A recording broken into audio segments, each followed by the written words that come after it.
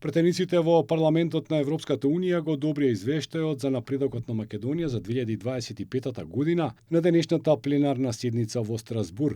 Резолуцијата беше поддржана од 411 европратеници, додека 120 гласаа против. Гласањето се одржа по жестока дебата за текстовите поврзани со споредувањето на обврските на Македонија поред преговарачката рамка со ЕУ. Амандманот 3, предложен од известувачот Томас Вајц, со кој ќе се избрише ставот 73 од идната резолуција, беше отфрлен. Обидот за отстранување на текстот беше отфрлен при што 338 европратеници гласаа за негово задржување, а 126 за негово бришење.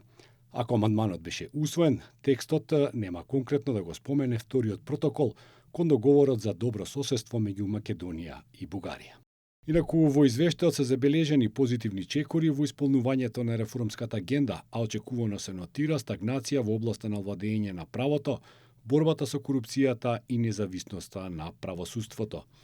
Самиот Вајц претходно посочи дека иако Македонија не ги исполнила сите очекувања, дека тоа и се случува и на самата Европска унија. Да, можеме да кажеме дека земјата не ги спроведе реформите што е можно побрзо. Исто така мора да признаеме дека и ние во Европската унија дадовме ветувања што не ги исполнивме. Покрај известувачот за Македонија, Томас Вајц, поддршка за земјата искажи португалскиот известувач во сенка Антонио Танжер Кореа.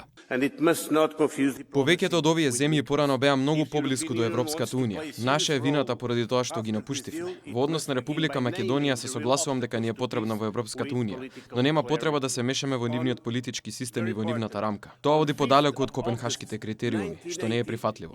Во дебатата учествуваше и комесарката за проширување на ЕУ Марта Кос. Време е да ги интегрираме земјите од Западен Балкан во ЕУ, за да ги коригираме на некаков начин грешките направени во минатото, кога околностите беа поинакви. Сепак, главниот фокус на дебатата беа запалените автомобили пред бугарската амбасада во Скопје. Бугарските европратеници упатија остри критики кон Македонија, а не помогна фактот дека инцидентот беше осуден од сите државни институции, а сторителот беше експресно уапсен и испратен во притвор.